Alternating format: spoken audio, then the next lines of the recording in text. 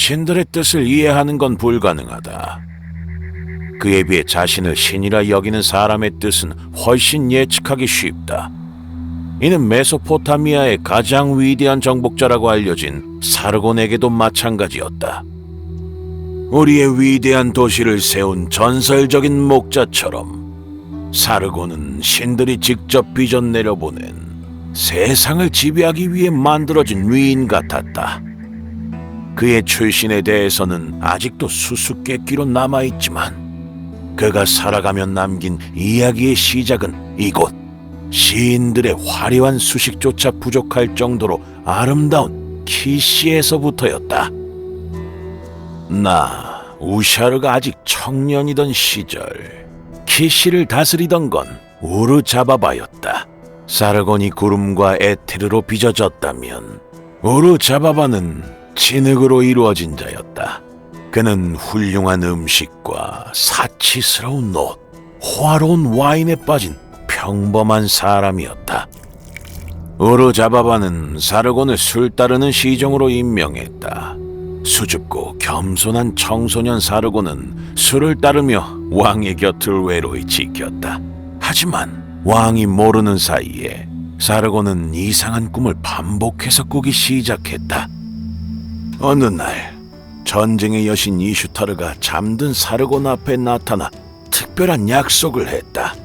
여신은 사르곤이 키시뿐 아니라 유프라테스와 티그리스 사이에 있는 모든 땅의 왕이 되리라고 말했다.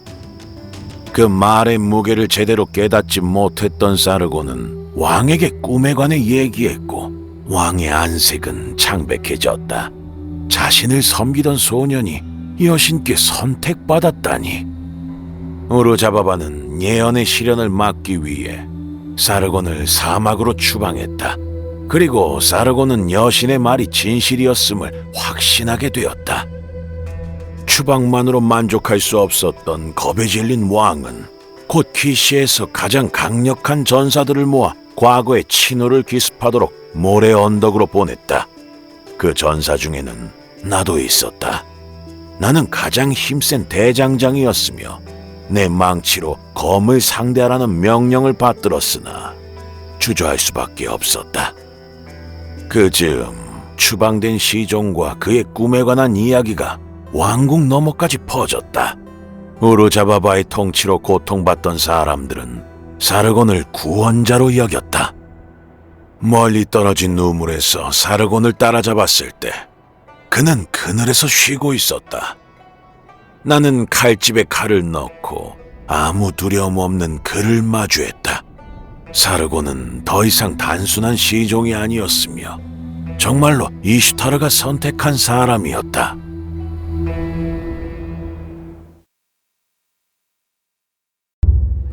우리가 키시의 왕궁에 입성할 때 내 마음은 기쁨과 자부심으로 가득 찼다.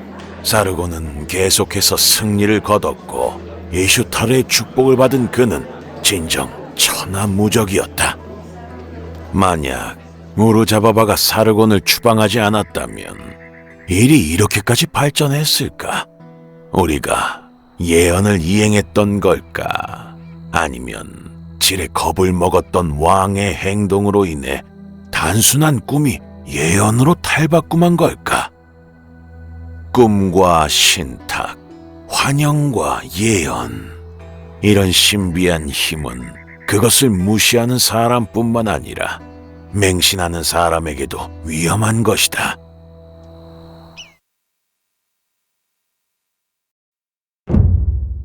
사르곤의 정확한 출신에 대해 궁금해하는 병사들이 종종 있었다. 마치 키시 시조처럼 하늘에서 내려왔다는 얘기도 있었고 유프라테스 강에 떠있는 바구니에서 발견된 고아라는 말도 있었다. 심지어는 그가 처녀 수태한 여제사장이 낳은 아들이라는 소문마저 돌 정도였다. 사르곤은 모든 소문을 웃어넘겼다. 그리고 사람은 출신이 아니라 걷는 길이 중요하며 자신은 이슈타르께서 보여주신 길을 따를 뿐이라고 말했다. 전쟁으로 이어지는 길을. 키시가 진정되자 그는 여신의 이름으로 군대를 보내 메소포타미아의 도시국가들을 점령했다. 도시의 지배자들은 사르곤을 비웃었지만 사실은 남몰래 두려워했다. 사르곤의 군대에 맞서기 위해 그들은 사제 살해범인 루갈 자기시의 아래로 모였다. 그는 정복한 도시의 성전을 모독하곤 했으며 점령지에서의 잔혹행위로 악명을 떨치고 있었다. 하지만 그는 이슈타르의 전사에 맞설 만큼 유능한 전술가이자 타고난 지휘관이기도 했다.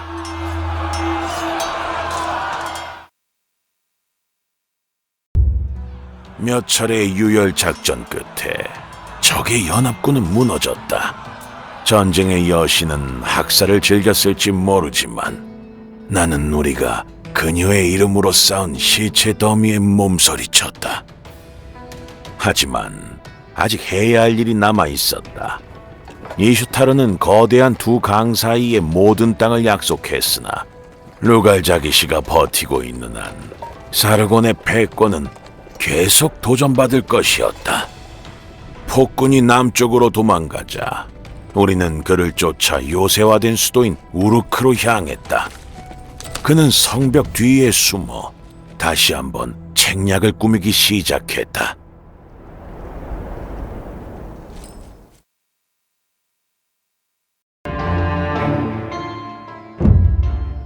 루갈자기시가 성전을 불태우던 어느 날 죽어가던 한 사제가 마지막 숨을 내쉬며 말했다.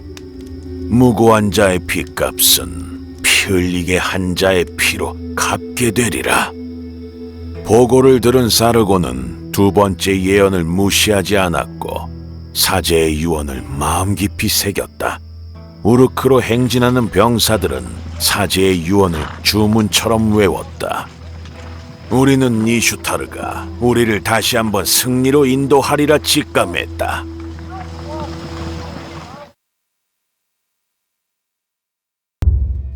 루갈자기시를 생포한 후 우리는 그를 즉시 처형하지 않았다.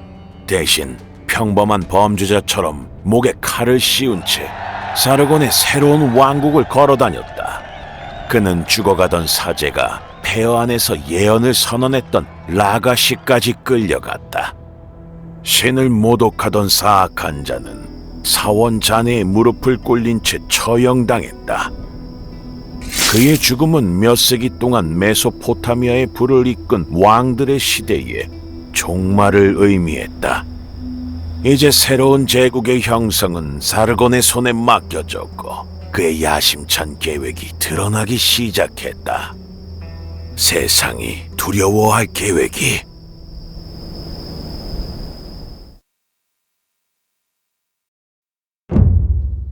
제왕학을 따로 배운 적은 없었으나 사르곤은 왕의 재능을 타고났다.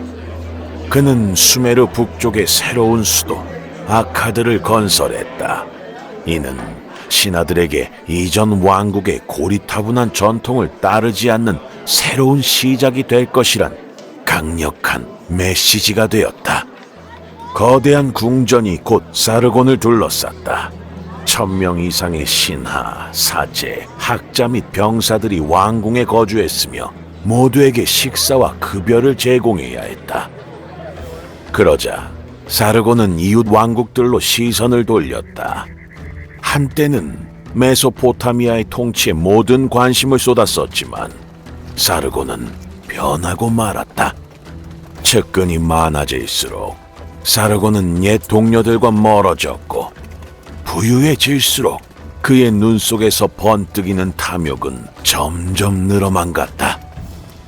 사르곤은 더 이상 전쟁의 여신을 언급하지 않았다. 사원에 방문하지 않았으며 재물도 바치지 않았다. 권력이 계속 커지면서 그는 누구 덕분에 왕좌에 오르게 되었는지 잊어버린 것 같았다. 그리고 지금 엘람 왕국을 정복하고자 군대를 모으면서 여신의 분노를 불러왔다.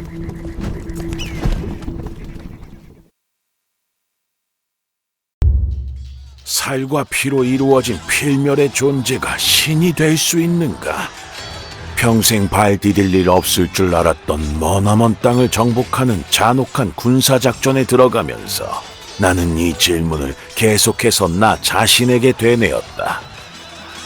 한때 사르곤은 신의 의지를 따랐고 추종자들에게도 그렇게 행동하도록 가르쳤지만 이제는 그렇지 않았다.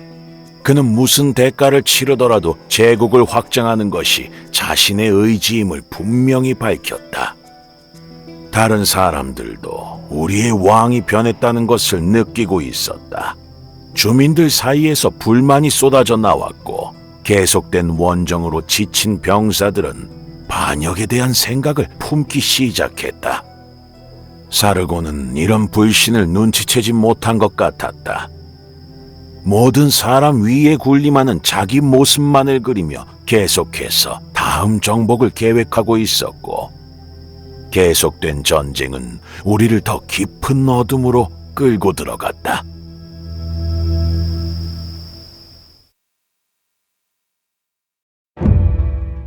동쪽으로 향하는 길에는 피와 땀, 눈물, 불타는 시체의 악취가 따라다녔다. 그리고 얼마 지나지 않아 나의 두려움은 현실이 되었다. 수바르트 왕국을 막 지난 시점, 주민들이 반란을 일으켰다. 몇 년 동안 이어진 대형 군사작전에 전쟁 자금을 충당하기 위해 걷었던 과중한 세금을 버티지 못했기 때문이다. 사르곤에게 나쁜 소식을 전하면서 나는 그가 이성을 되찾고 자신의 잘못을 알아채길 바랐다. 하지만 그는 반대로 증오에 찬 눈빛을 빛냈을 뿐이었다.